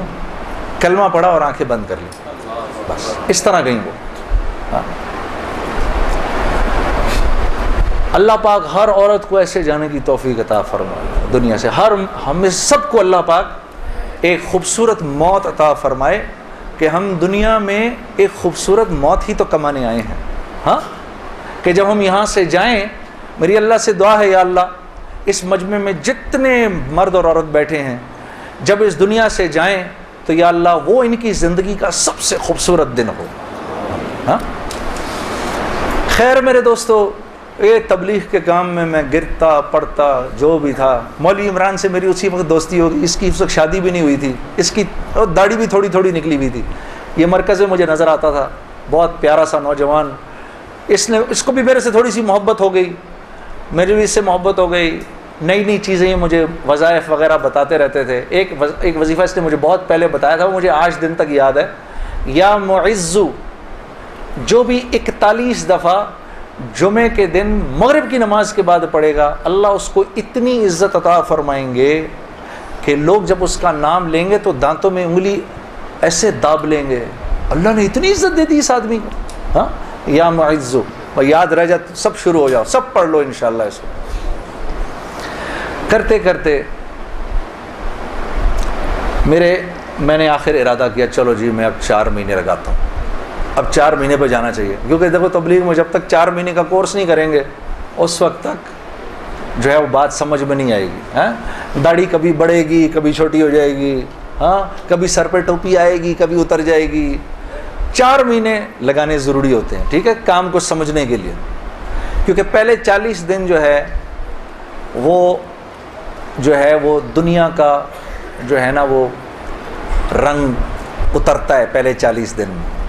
ہاں زنگ اترتا ہے پہلے, پھر اگلے 40 دن کے اندر تبلیغ کا تھوڑا رنگ چڑھتا ہے, پھر اس سے اگلے 40 دن میں کچھ اللہ کی معرفت نصیب ہوتی ہے, کچھ تعلق بنتا ہے جا کر. پھر اگر وہ جڑا رہے تو پھر اللہ اس کو سوسائٹی پروف بنا دیتا ہے, اس کے اوپر لوگوں کی باتوں کا اثر نہیں ہوتا. ہاں, پھر ایسے لوگ جہاں بھی جاتے ہیں ماحول بن جاتا ہے, خود بخود ہی ماحول بن جاتا ہے. اب میں نے ارادہ کیا جی 40 دن لگانے ہیں میں, اور 40 دن کا ارادہ 4 مہینے لگانے ہیں. میں نے اپنے دوست کے ساتھ مل کے ارادہ کر لیا. خیر وہ ہم کمزور, ہم نے مئی جون میں نکلنا تھا, مئی جون آیا, وہ تو نکل گیا, میں نہیں نکلا. ایک دن اس کا مجھے فون آتا ہے, یہ ہے جی 16 اکتوبر کی بات 2001. اس کا مجھے فون آیا, جنید بھائی السلام علیکم, میں 4 مہینے لگا کے آ گیا. میں نے کہا ہیں 4 مہینے ہو گئے؟ کہا ہاں ہو گئے. گزر گئے کتنے ہی 4 مہینے گزر گئے زندگی سے. میں نے کہا 4 مہینے گزر گئے. کہتا ہے لیکن مجھے پتہ نہیں میرے 4 مہینے کیسے لگے, ضائع ہی ہو گئے. میں نے کہا وہ کیسے؟ کہا میں 4 مہینے کے لیے اپنے ابا کو ساتھ لے گیا جنید بھائی, وہ بیمار رہتے تھے, ان کا پیشاب پخانہ مسجد میں نکل جاتا تھا بستر میں ہی. یقین کرو روزانہ جنید بھائی میں نے کچھ نہیں کیا, صرف اپنے باپ کا پیشاب پخانہ صاف کیا. 4 مہینے. اس کی اس بات نے مجھے اندر سے ہلا دیا کہ کسی انسان کو اپنے باپ کی ایسی خدمت کرنے کا موقع ملا ہو. ہاں, اور کہتا ہے پتہ نہیں میرے 4 مہینے تو کیا ہی لگے, میں تو سارا وقت باپ کی خدمت ہی کرتا رہا 4 مہینے. اور 4 مہینے کے بعد وہ آیا ہے اور اس کے باپ نے اس کو گلے لگا کے بولا بیٹا تیری وجہ سے میرے 4 مہینے لگ گئے. 2 دن بعد باپ کا انتقال ہو گیا. ہم خود جنازے میں تھے 2 دن. میں نے ارادہ کر لیا جی میں جا رہا ہوں 4 مہینے کے لیے. بیوی کے پاس گیا, میں نے بولا سنو میں 4 مہینے کے لیے جا رہا ہوں. کہتی ہے کب؟ میں نے کہا کل. کہتی ہے آپ جائیں میں پیچھے سے زہر کھا لوں گی. میں نے کہا میں پانی پی لوں ذرا ایک سیکنڈ.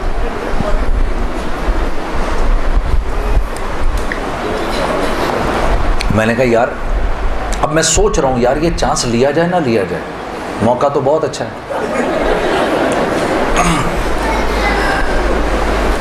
میں نے مولوی طارق جمیل صاحب کو فون کیا. میں نے کہا مولوی صاحب بیوی کہہ رہی ہے میں نے 4 مہینے کے لیے جانا ہے, تو اگر تو گیا تو میں زہر کھا لوں گی.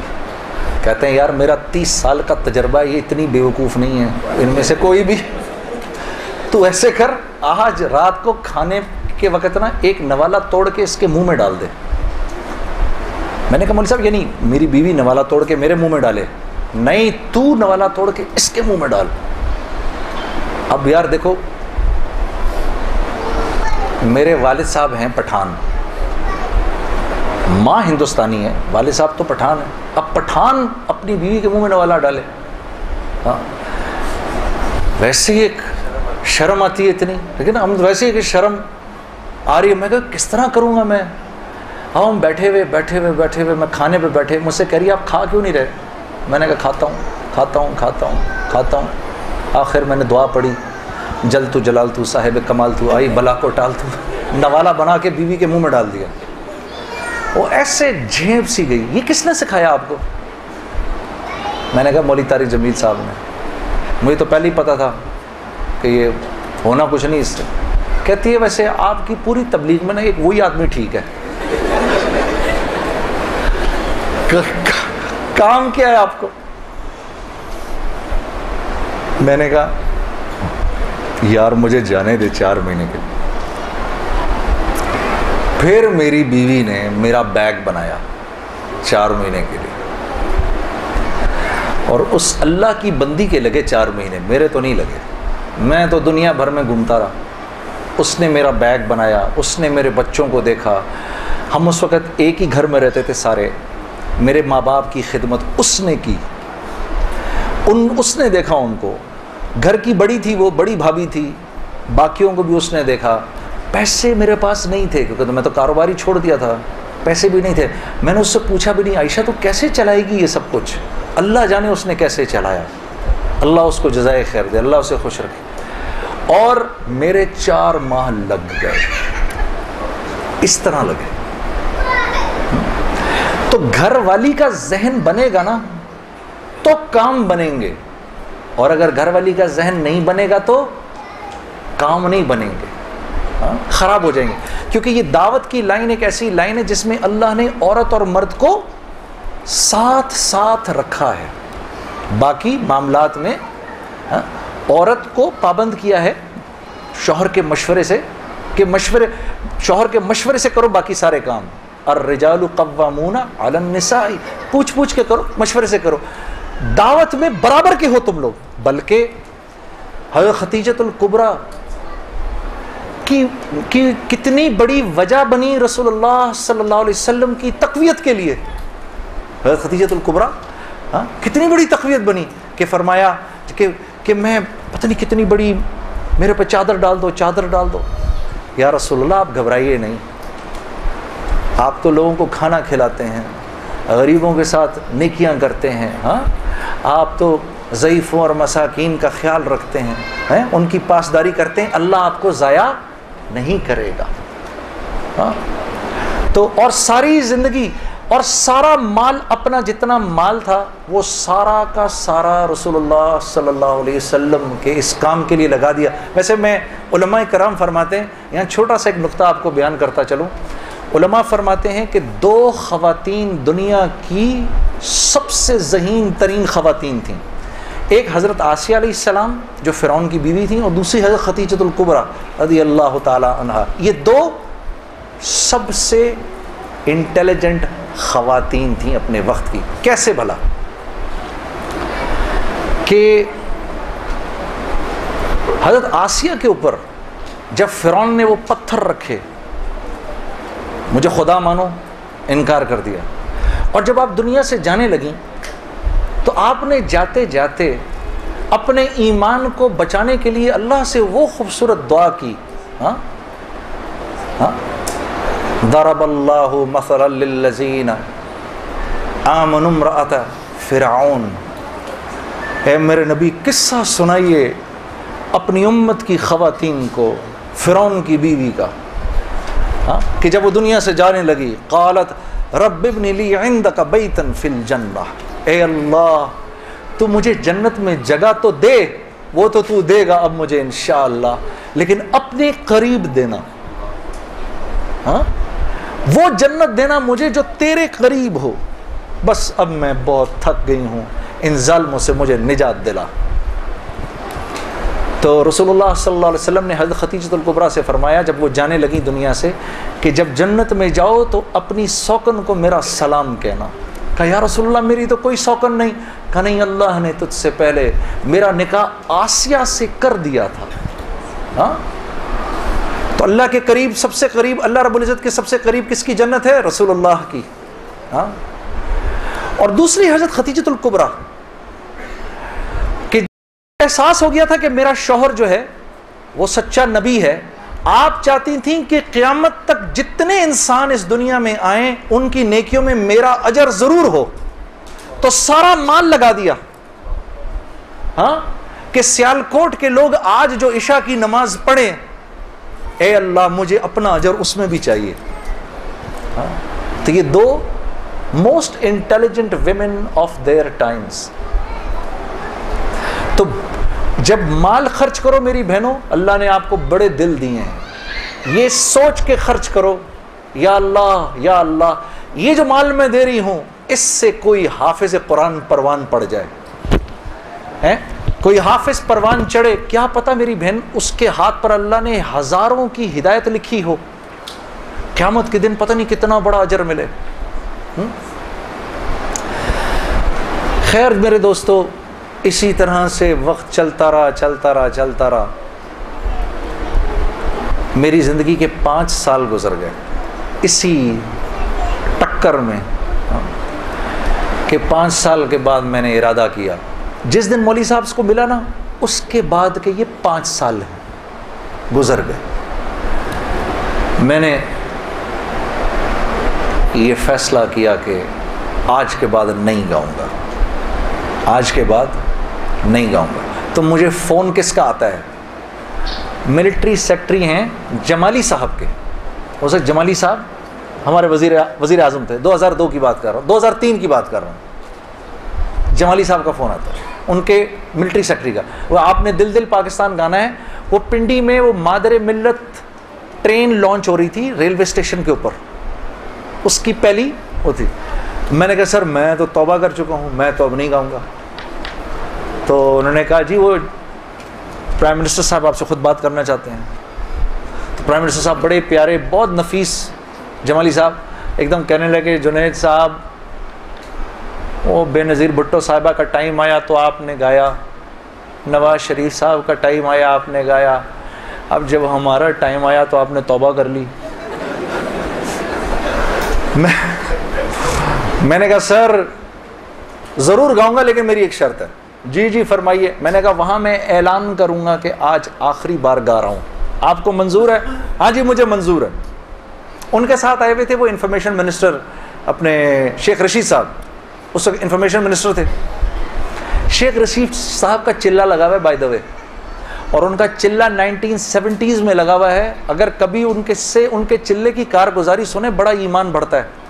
وہ اس وقت کے رائمنڈ کے قصے سناتے ہیں جب رائمنڈ میں ہم بیٹھے ہوئے ہوتے تھے اور ٹرین سامنے سے نظر آتی تھی. مجھے وہ اس وقت کے قصے سناتے ہیں اپنے.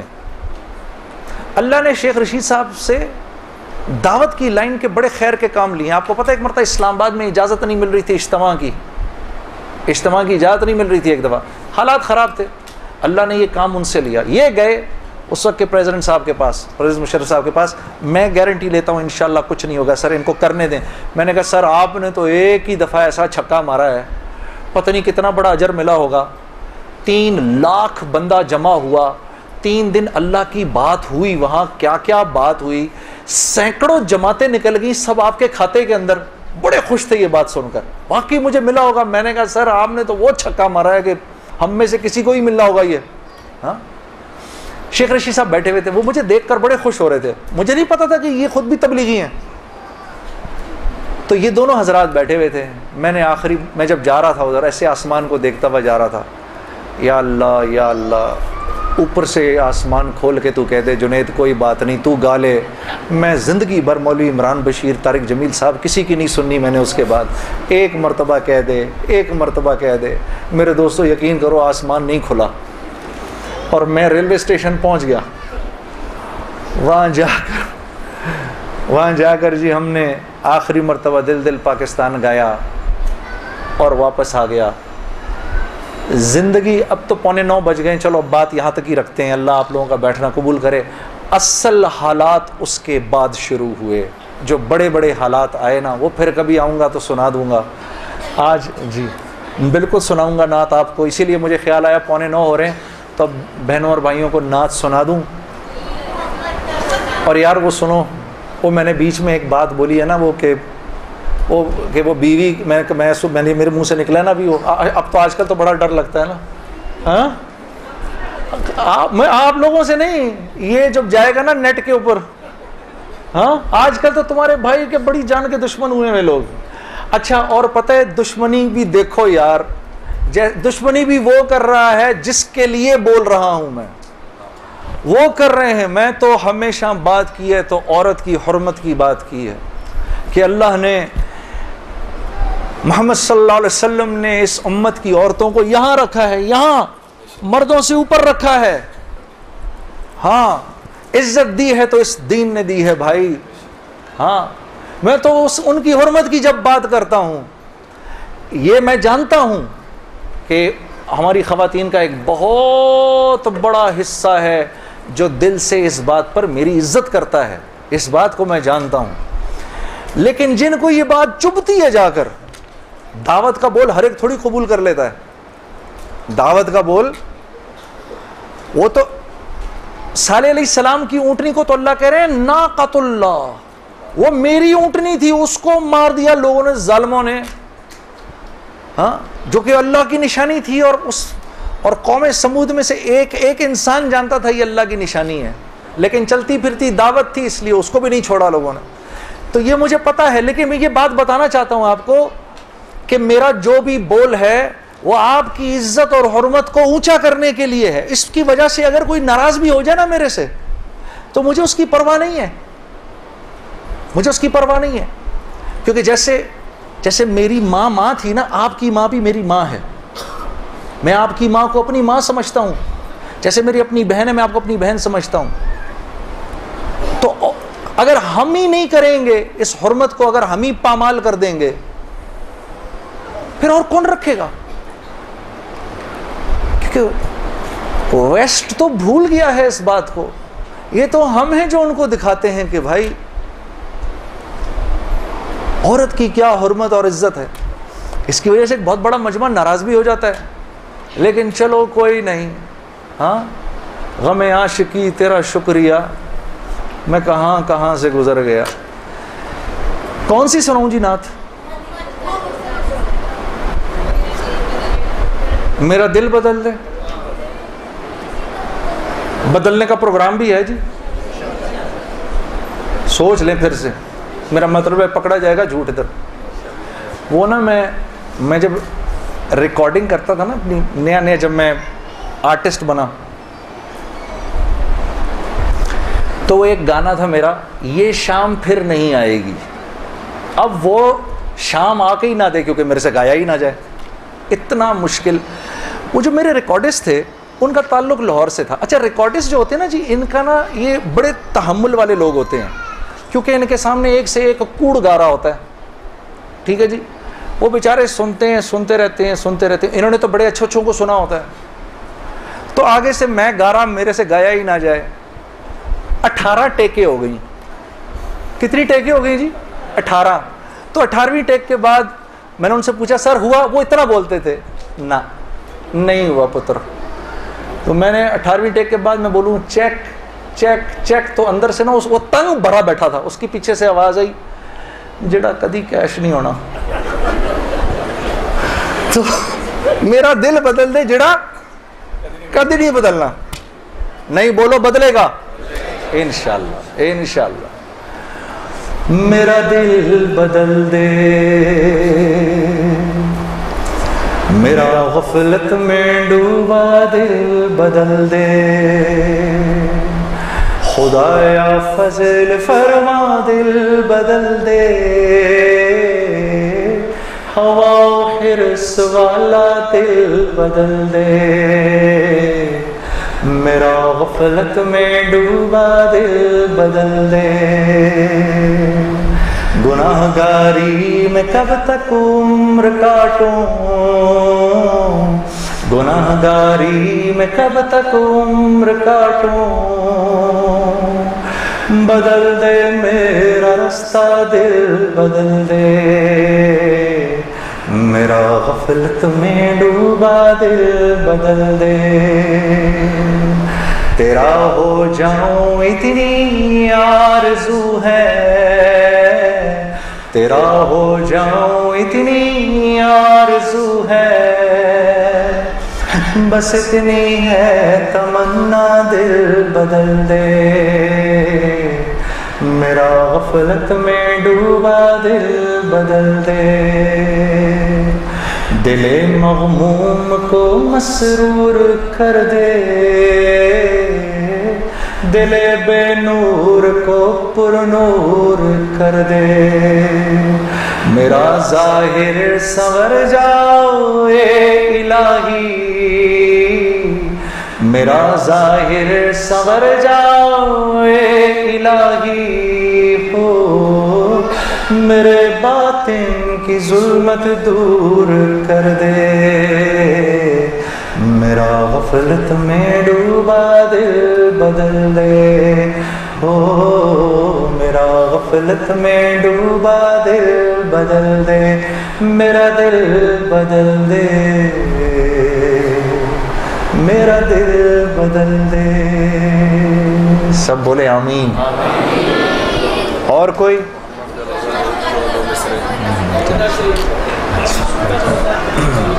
کون کون گیا حرمین شریفین؟ ہاتھ کھڑا کرے جی. اللہ نے توفیق دی ہے. اللہ میری اللہ سے دعا ہے اس بابرکت مجلس کے صدقے اللہ سب کو جانے کی توفیق. یہ نعت بڑی عجیب نعت ہے میرے دوستوں. میں نے اس کو جب پہلی بار پڑھا، اس کو پڑھ کے میرے دل نے تسلیم نہیں کیا کہ مجھے اس کو پڑھنا چاہیے، کیونکہ میں نے کہا محمد کا روزہ قریب آ رہا ہے.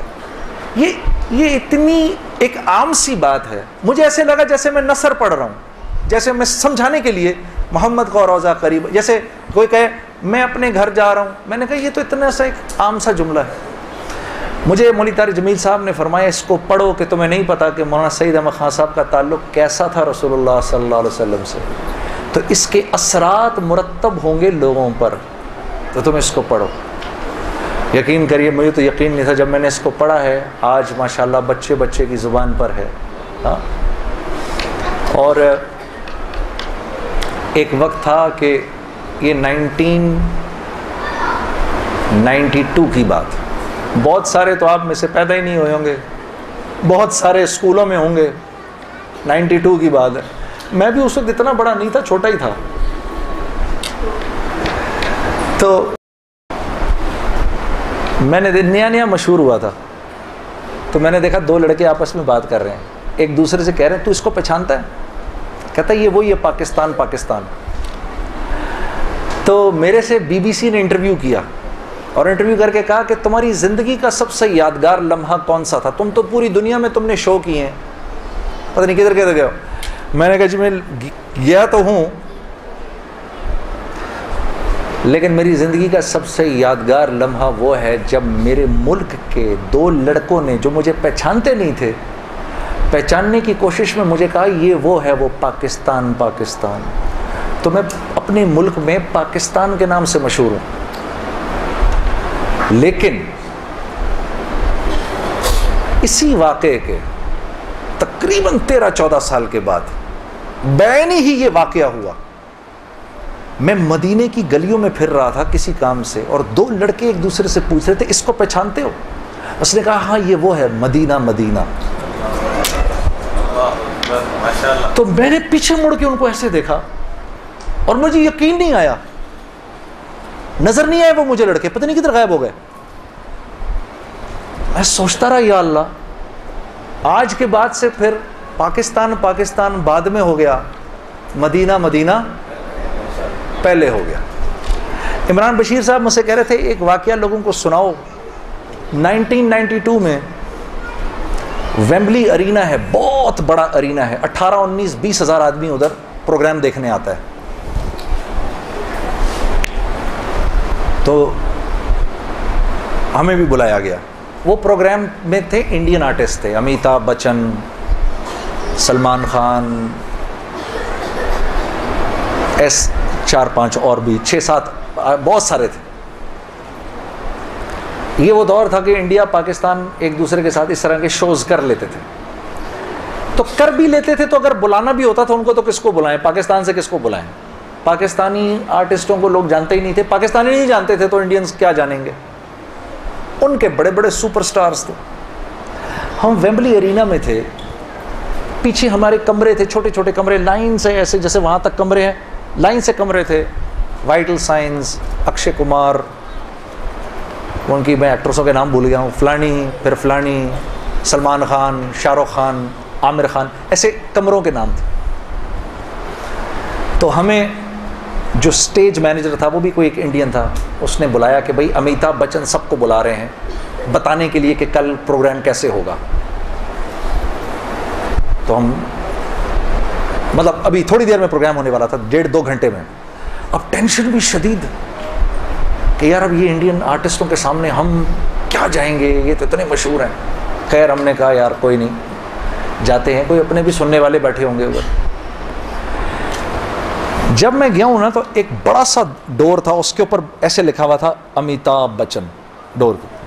تو جب وہ ڈور کھلا نا, وہ کمرہ نہیں تھا, وہ تو ایک اعلیٰ قسم کی سویٹ تھی, بڑی سی 3 کمروں کی, جیسے کسی ہوٹل کا بھی کیا کمرہ ہوگا جو وہ کمرہ تھا اندر سے. خیر ہم اندر گئے, ہماری ملاقات ہوئی, انہوں نے سمجھایا پھر یہ ہوگا, پھر وائٹل سائنس اس وقت آئیں گے, پھر تم یوں کرو گے, پھر میں یوں کروں گا, پھر یہ سب. ہم واپس آ گئے. جب ہم باہر نکلنے لگے تو میرے ذہن میں آیا کیا کبھی ایسا ہو سکتا ہے اس دروازے کے باہر لکھا ہو وائٹل سائنس. ایک دم میرے دماغ نے ریجیکٹ کر دیا کہ یار کہاں تم اور کہاں یہ. 2000 جب آئی نا, سن 2000, تو بی بی سی نے دل دل پاکستان کو دنیا کا تیسرا سب سے مشہور گانا قرار دیا. پتہ ہے آپ لوگوں کو یہ بات؟ شاید کچھ کو پتا ہو, کچھ کو نہ پتا ہو. اور ووٹ کس نے دیا؟ آپ ہی نے دیا. کوئی دل دل پاکستان کوئی وینیزویلا کا رہنے والا تو نہیں سنے گا, آپ ہی لوگوں نے بولا. انہوں نے کہا پوری دنیا میں 10 مشہور ترین گانے, اس میں سے تیسرے نمبر پر دل دل پاکستان ہے. تو میں نے ان سے پوچھا پہلے نمبر پہ کون ہے؟ انہوں نے کہا وہ ایک چائنا کا ایک فوک سانگ ہے.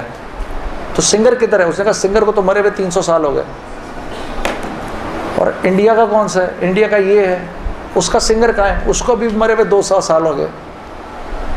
اور میں نے کہا باقی کدھر ہیں؟ کہنا وہ جتنے بھی 10 گانے والے ہیں ان میں سے فی الحال آپ ہی زندہ ہیں. اچھا, تو میں کل ہی بندہ زندہ تھا, مجھے ویمبلی ارینا میں بلا لیا مجھے, چلو ایک تو ہے زندہ, تو ہی آ جا.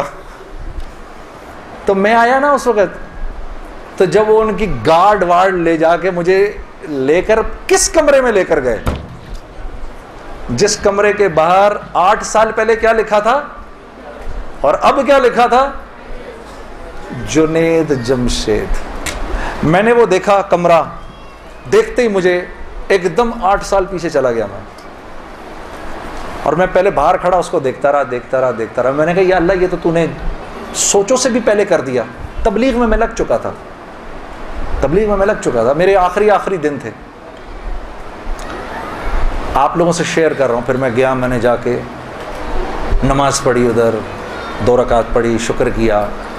میں نے کہا یا اللہ, مجھے نہیں لگتا اس کمرے میں کبھی کسی نے نماز پڑھی ہوگی. اسی بات کو یاد کر لیں اس دن, اسی بات پہ چھوڑ دینا مجھے. تو میرے عزیز دوستو, عزت کے خزانے محمد صلی اللہ علیہ وسلم کی نسبت سے ہیں. عزت کے خزانے محمد صلی اللہ علیہ وسلم کی نسبت سے ہیں. جو اس نسبت کے ساتھ ہے وہ عزت والا ہے, آنے والا وقت اس کو یاد رکھے گا. جو اس نسبت کے ساتھ نہیں ہے, آنے والا وقت اس کو بھلا دے گا. آپ میں سے کتنے ہیں جنہوں نے یہ دعا کی, یا اللہ جس نے گاڑی بنائی اس کی مغفرت کر دے؟ آج تک ہوئی یہ دعا کسی سے؟ یا اللہ یہ جس نے جہاز بنایا اس کی مغفرت کر دے. کم از کم یہ تو دعا کر لیں آپ, جس نے یہ موبائل بنایا اس کی مغفرت کر دے. ہاں جی, یہ بھی نہیں کرنی. لیکن ہم کہتے ہیں وصلی اللہ تعالی علی خیر خلقہ محمد و آلہ و اصحابہ وبارک وسلم. کوئی دعا ہماری ایسی نہیں جن میں ان صحابہ کے نام نہ آئیں. آج دنیا میں سب سے زیادہ مسجدوں کا نام کیا ہے؟ مسجد بلال. مسجد بلال. تو یاد رکھیے گا, یہ نسبت اصل عزت کی نسبت ہے. محمد کا روزہ قریب آ رہا ہے, بلندی پہ اپنا نصیب آ رہا ہے. فرشتوں یہ دے دو پیغام ان کو کہ خادم تمہارا سعید آ رہا ہے, کہ خادم تمہارا سعید آ رہا ہے. مدینہ مدینہ مدینہ مدینہ بڑا لطف دیتا ہے نام مدینہ. مدینہ مدینہ مدینہ مدینہ بڑا لطف دیتا ہے نام مدینہ. وفا تم نہ دیکھو گے ہرگز کسی میں, زمانہ وہ ایسا قریب آ رہا ہے.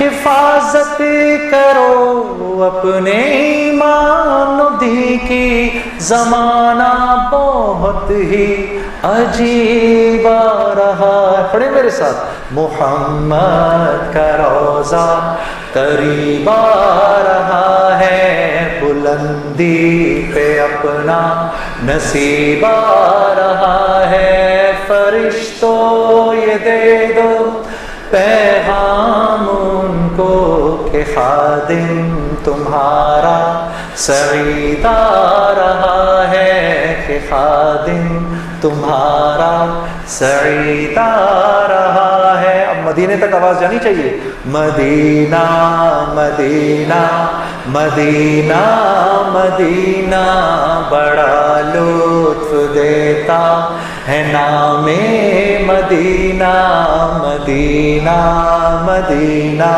مدینہ مدینہ بڑا لطف دیتا ہے نام مدینہ۔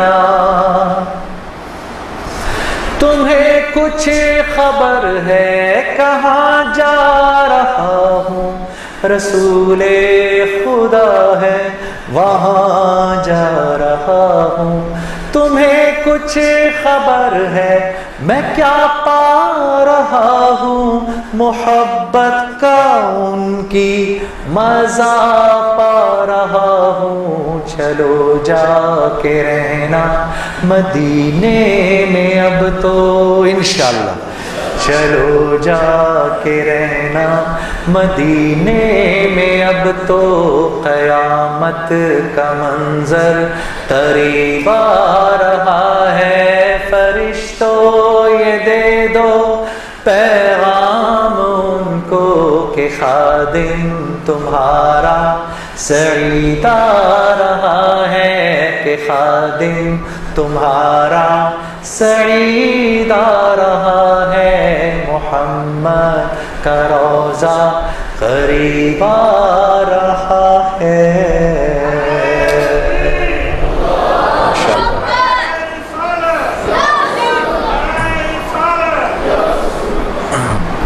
ٹھیک ہے جی، راضی؟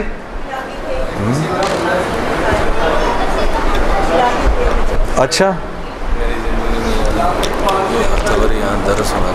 جی، اچھا یہ چلو یہ سنانے سے پہلے جو بہن نے فرمایا ہے، آپ کو پتہ ہے یہاں پر یہ ہفتہ وار درس بھی شروع ہو گیا ہے، آپ لوگوں کو پتہ ہے؟ میری بہنوں ضرور آؤ اس کے اندر، بھائیوں آپ لوگ ضرور آئیں، قرآن کی تجوید وغیرہ آپ لوگوں کی ہماری سب کی ٹھیک ہو جائے گی۔ میری اپنی والدہ نے اپنی آخری عمر کے اندر قرآن کی تجوید ٹھیک کی۔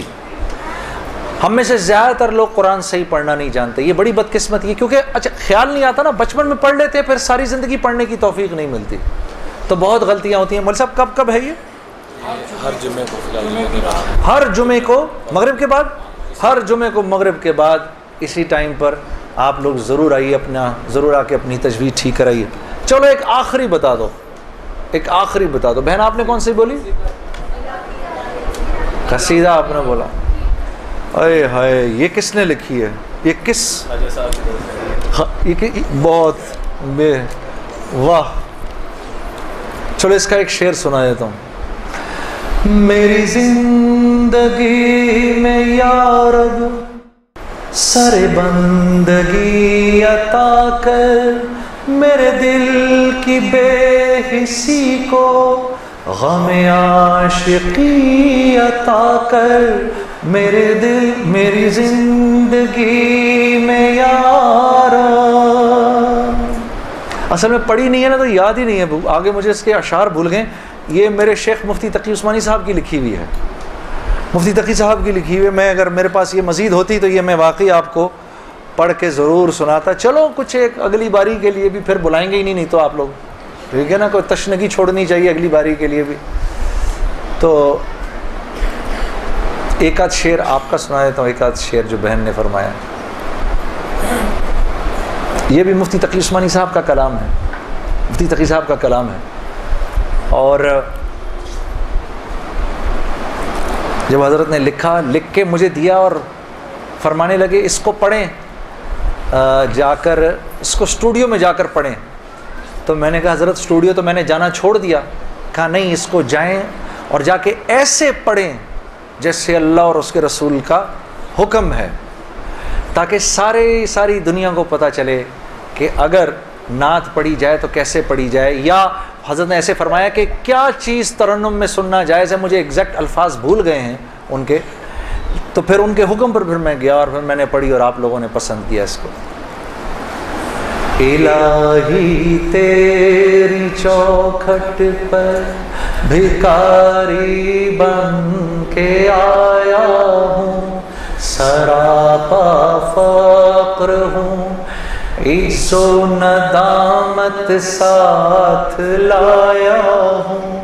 بھکاری وہ کہ جس کے پاس جھولی ہے نہ پیالہ ہے, بھکاری وہ جسے حرص و ہوس نے مار ڈالا ہے. متاع دین و دانش نفس کے ہاتھوں سے لٹوا کر, سکون قلب کی دولت ہوس کی بھینٹ چڑھوا کر, لٹا کر ساری پونجی غفلت و حسیاں کی دلدل میں سہارا لینے آیا ہوں. تیرے کعبے کے آنچل میں سہارا لینے آیا ہوں. تیرے کعبے کے آنچل میں الہی تیری چوکھٹ پر بھکاری بن کے آیا ہوں. آپ کی کون سا تھا بھائی؟ مولایا صلی وسلم دائما ابدا علی حبیبک خیر الخلق کلہم. مولایا صلی وسلم دائما ابدا علی حبیبک خیر الخلق کلہم. نہ کوئی آپ سا ہوگا نہ کوئی آپ جیسا تھا, کوئی یوسف سے پوچھے مصطفیٰ کا حسن کیسا تھا, کوئی یوسف سے پوچھے مصطفیٰ کا حسن کیسا تھا. زمین و آسمان میں کوئی بھی مثال نہ میری. پڑھیے مولایا صلی وسلم دائما ابدا علی حبیبک خیر الخلق کلہم. رسول اللہ حبیب اللہ امام المرسلین, رسول اللہ حبیب اللہ امام المرسلین. کوئی بھی بات ہو ہر حکم ان کا معتبر ایسا کہ ان کا حال نہیں کہنا بھی ہے قرآن کے جیسا, کہ ان کا حال نہیں کہنا بھی ہے قرآن کے جیسا. حدیث پاک کہلائیں جو باتیں آپ نے کہیں. پڑھیں مولایا صلی وسلم دائما ابدا علی حبیبک خیر الخلق کلہم. اب راضی ہیں جی؟ سبحانک اللہم و بحمدک. ہاں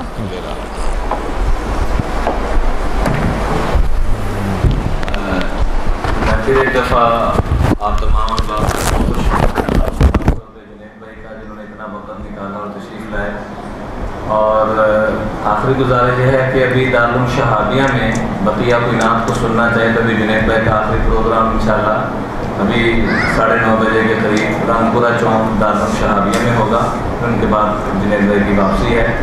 اور یہاں پر جو کہا گیا کہ درس قرآن التماس یہ ہے کہ حضور اکرم صلی اللہ علیہ وسلم نے صحابہ کو حکم دیا کہ اپنی اولادوں کو 3 چیزیں سکھاؤ. اپنی اولاد کو حضور کی محبت سکھاؤ, اہل بیت کی محبت اور قرآن کی تلاوت کی محبت سکھاؤ. تو قرآن ہم سیکھنے والے بن جائیں, قرآن سے وابستگی ہماری ہو جائے. اس کے الحمدللہ ہر جمعے کو 7:30 بجے یہاں پر درس قرآن ہوتا ہے, اس میں کوشش فرما کے ضرور تشریف لایا کریں. ماہانہ دروس بھی ماشاءاللہ ہوتے رہتے ہیں, اس میں بھی شرکت فرمانے کی کوشش فرمائیں. اللہ تعالیٰ ہم سب کو امت کی توفیق دے.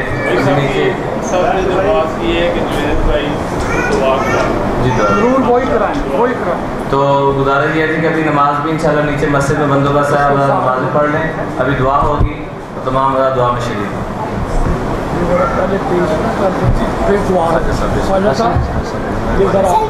یہ جو آپ کو شاید دنیا میں سب سے بڑی چیز اللہ کا نشان مل رہا ہے, یہ ایوان رسول کی طرف سے سب بھائی بہنوں کی طرف سے, یہ کسی نے بھی نہیں دیا ہوگا, یہ پورے ملک میں بنتا بھی کوئی نہیں. بڑی مہربانی میرے دوست, یہ اللہ آپ کو مل گیا. بڑی مہربانی, بڑی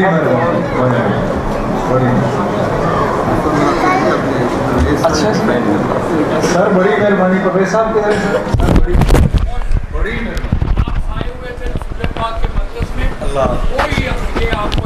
بڑی مہربانی.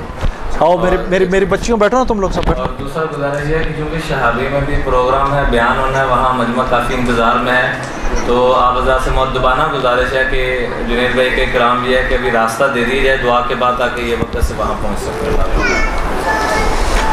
اللهم لك الحمد كما أنت أهله فصل على محمد كما أنت أهله وفعل بنا ما أنت أهله فإنك أهل التقوى وأهل المغفرة. رب لك الحمد كما ينبغي لجلال وجهك وعظيم سلطانك. اللهم لا أحصي الثناء عليك أنت كما أثنيت على نفسك يا أول الأولين يا آخر الآخرين يا ذا القوة المتين يا راحم المساكين يا أرحم الراحمين.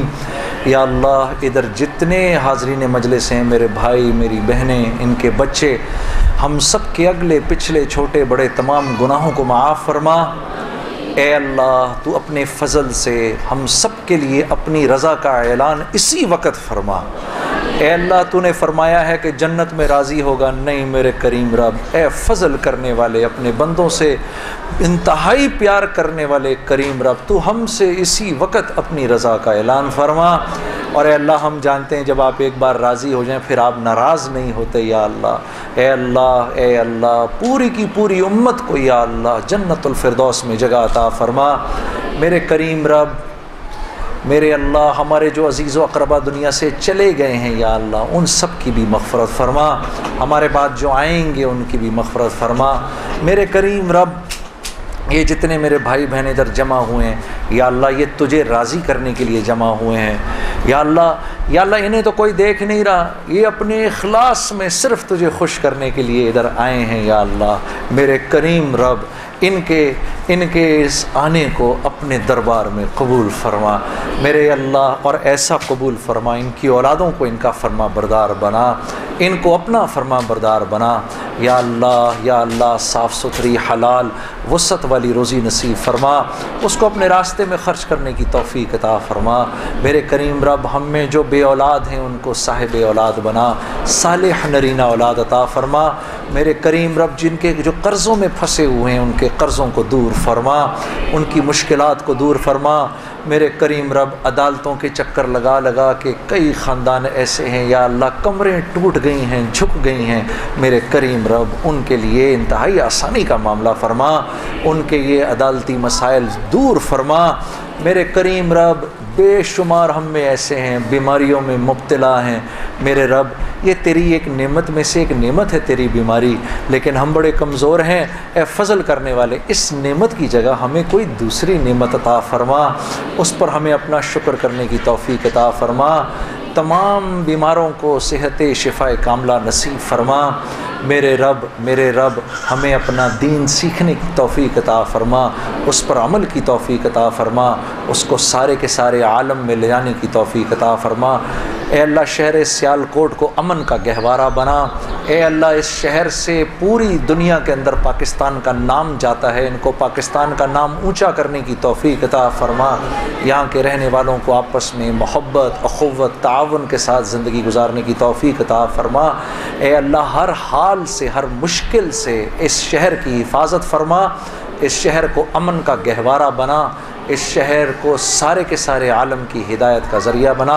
اے اللہ میرے بھائی مولوی عمران بشیر صاحب نے مجھے ادھر آنے کا موقع دیا، یا اللہ اے اللہ تو اپنے خزانوں میں سے میرے اس بھائی کو یا اللہ اپنی شان کے مطابق عطا فرما۔ اے اللہ ان کا جو انداز بیاں ہے اس کو اور پر اثر بنا، ان کی بات کو لوگوں کے دنیا کے کونے کونے تک پہنچا، اور ان کی بات کو جیسے یا اللہ تیرے نبی ابراہیم علیہ السلام نے تیرے لیے دعا کی، تیرے سے دعا کی یا اللہ اولین و آخرین تک ہماری بات پہنچا، یا اللہ اس لائن کے ہر آدمی کی، ہر دائی کی بات کو اولین و آخرین تک پہنچا۔ وصلی اللہ تعالی علی خیر خلقہ محمد و آلہ و اصحابہ اجمعین برحمتک یا ارحم الراحمین۔